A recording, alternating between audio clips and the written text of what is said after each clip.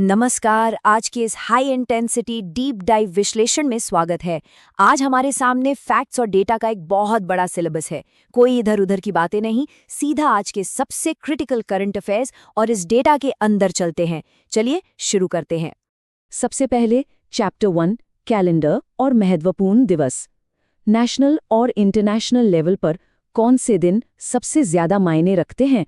आइए इस टाइमलाइन को डिकोड करते हैं। साल की शुरुआत में ही कुछ बेहद अहम तारीखें आती हैं। 4 जनवरी को है ब्रेल दिवस, जो एक्सेसिबल रीडिंग के महत्व को याद दिलाता है। फिर आता है 28 फरवरी यानी राष्ट्रीय विज्ञान दिवस, विज्ञान और हमारे साइंटिस्ट्स के योगदान को सेलिब्रेट करने का दिन। और फिर 21 जून को पूरी दुनिया एक साथ मनाती है अंतर्राष्ट्रीय योग दिवस, जो ग्लोबल मेडिटेशन का प्रतीक बन चुका है। अब साल के दूसरे हिस्से की तरफ बढ़ें तो 29 अगस्त हमारा राष्ट्रीय खेल दिवस है। लेकिन यहाँ 26 नवंबर की तारीख बहुत दिलचस्प है, क्योंकि इसका दोहरा महत्व है। इसी दिन हम अपना संविधान दिवस मनाते हैं और साथ ही डॉक्टर वर्गीज कुरियन जी की याद में राष्ट्रीय दुग्ध दिवस भी। और आखिर में 25 दिसंबर का दिन डेडिकेटेड है गुड गवर्नेंस डे यानी सुशासन दिवस को। आगे बढ़ते हैं चैप्टर 2 पर, ग्लोबल अफेयर्स और चुनावों से जुड़े सत्ता के बदलाव। दुनिया भर में क्या जियोपॉलिटिकल हलचल हो रही है और हाल के राज्य चुनावों के आंकड़े क्या कहते हैं, इसका बिल्कुल निष्पक्ष और फैक्चुअल एनालिसिस करते हैं। सबसे पहले बात ऑपरेशन फ्रीडम की। ये एक बेहद क्रिटिकल मिलिट्री डिप्लॉयमेंट है। हुर्मुज़ जलडमरू मध्य, जो कि एक बहुत ही अहम समुद्री रास्ता है, वहां ईरान द्वारा कमर्शियल जहाज़ों को रोके जाने के बाद यूएस मिलिट्री ने अपने 2 खास युद्धपोत ट्रक्सटन और मेसन वहां तैनात कर दिए हैं। मकसद एकदम साफ है, इस क्रिटिकल ट्रेड रूट को सुरक्षित रखना। अब आते हैं सीधे इलेक्शन डेटा पर। आंकड़े बहुत कुछ कहते हैं। पश्चिम बंगाल में बीजेपी ने भारी जीत दर्ज की है। हालांकि मुख्यमंत्री ममता बनर्जी अपनी भवानीपुर सीट हार गईं। तमिलनाडु की बात करें तो यहाँ थलापति विजय की पार्टी टीवी के 108 सीटों के साथ सबसे बड़ी पार्टी बनकर उभरी है और एमके स्टैलिन कोलाथूर से चुनाव हार गए हैं। असम में बीजेपी 100 से ज्यादा सीटों के साथ सत्ता बरकरार रखने में कामयाब रही। उधर केरल में यूडीएफ ने वामपंथी एलडीएफ को मात दी है और पुडुचेरी में एन रंगास्वामी के एनडीए गठबंधन ने स्पष्ट बहुमत हासिल कर लिया है। शिफ्ट करते हैं चैप्टर 3 पर, टेक्नोलॉजी और डिजास्टर अलर्ट्स यानी सेल ब्रॉडकास्ट सिस्टम। ये एक ऐसा इनोवेशन है जो इमरजेंसी के वक्त सीधा पब्लिक सेफ्टी के लिए डिजाइन किया गया है। ये पूरी तरह से स्वदेशी सेल ब्रॉडकास्ट सिस्टम है और इसके काम करने का तरीका बहुत ही शानदार है। होता क्या है कि जैसे ही टेलीकॉम मंत्रालय किसी प्राकृतिक आपदा या खतरे को आइडेंटिफाई करता है, सचेत प्लेटफॉर्म तुरंत इस सिस्टम को ट्रिगर कर देता है। और इसका सबसे क्रांतिकारी पहलू ये है कि इसके लिए इंटरनेट की बिल्कुल जरूरत नहीं है। फोन पर अचानक से एक तेज सायरन बजेगा और स्क्रीन पर एक इमरजेंसी पॉपअप आ जाएगा। मतलब नेटवर्क कोई भी हो, अलर्ट हर हाल में पहुंचेगा। चलिए चैप्टर 4 की ओर बढ़ते हैं, बायोस्फीयर और हेल्थ केयर। यहाँ हम बात करेंगे वाइल्ड लाइफ क्राइसिस की और साथ ही जानेंगे उन नेशनल हेल्थ फ्रेमवर्क्स के बारे में जो देश के बच्चों को सुरक्षित रखने के लिए बनाए गए हैं।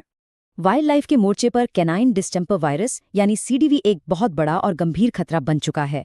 बेसिकली ये कुत्तों से फैलने वाला एक पैथोजन है जो बाघों जैसे बड़े शिकारियों के फेफड़ों में जानलेवा इन्फेक्शन पैदा कर देता है और इसका असर हम देख चुके हैं।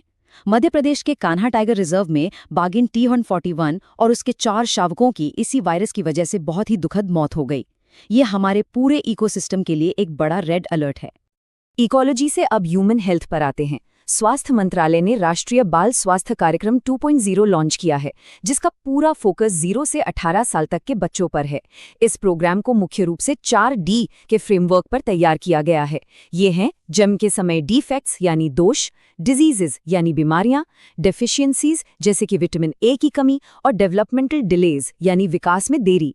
ये एक बेहद स्ट्रॉन्ग फ्रेमवर्क है जो बच्चों की सेहत को हर एंगल से कवर करता है।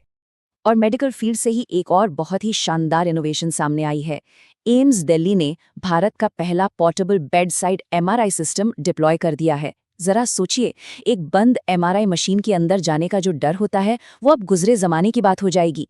इस फ्यूचरिस्टिक मशीन से अब सीधा मरीज के बेड के पास ही हाई रेजोल्यूशन इमेजिंग की जा सकेगी। ये वाकई हेल्थ केयर में एक गेम चेंजर है। और अब आते हैं हमारे आखिरी और चैप्टर 5 पर, नेशनल ट्रायम्फ्स और हमारी सांस्कृतिक धरोहर। यहाँ हम जर्नलिज्म, इकोनॉमी, स्पोर्ट्स और कल्चरल माइलस्टोन्स पर तेजी से नजर डालेंगे। जर्नलिज्म में एक बहुत बड़ा मुकाम हासिल हुआ है। भारतीय पत्रकार आनंद आरके और सुपर्णा शर्मा को उनके ट्रैप्ड प्रोजेक्ट के लिए प्रतिष्ठित पुलित्जर प्राइज से सम्मानित किया गया है।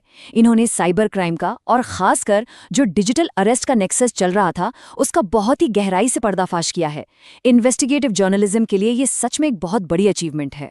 इकोनॉमी की बात करें तो वित्त मंत्रालय की इस नई रिपोर्ट को समझना बहुत जरूरी है। डेटा दिखाता है कि हिमाचल प्रदेश और पंजाब रेवेन्यू डेफिसिट यानी राजस्व घाटे में सबसे ऊपर है। इसका सीधा सा मतलब है कि इन राज्यों का खर्चा इनकी कुल कमाई से ज्यादा हो रहा है। इसके बिल्कुल उलट ओडिशा और झारखंड रेवेन्यू सरप्लस में चल रहे हैं, यानी ये राज्य अपने खर्चे से ज्यादा कमाई कर रहे हैं और अपना राजकोषीय भंडार मजबूती से बढ़ा रहे हैं। कुछ और क्विक फैक्ट्स जो आज के इस सत्र में जानना जरूरी है। महाराष्ट्र के आरव देंगला भारत के 93वें चेस ग्रैंड मास्टर बन गए हैं। उधर झारखंड के हजारीबाग में देश का पहला पर्ल फार्मिंग यानी मोती पालन का क्लस्टर शुरू हुआ है, जो सीधे तौर पर महिलाओं को आत्मनिर्भर बनाने का काम कर रहा है। और एक और जरूरी अपडेट, 2027 में जो हमारी जनगणना होने वाली है उसके नए मैस्कॉट्स का नाम रखा गया है प्रगति और विकास। अपनी सांस्कृतिक धरोहर की तरफ मुड़ें तो काबू का जिक्र आता है। काबू केरल के उन पवित्र उपवनों को कहते हैं जिन्हें वहां की लोकल कम्युनिटीज अपने पूर्वजों और प्रकृति की पूजा के लिए सदियों से बचाकर रखती आई हैं। केरल ने अब इन्हें दोबारा रिस्टोर करने का एक शानदार पायलट प्रोजेक्ट शुरू किया है।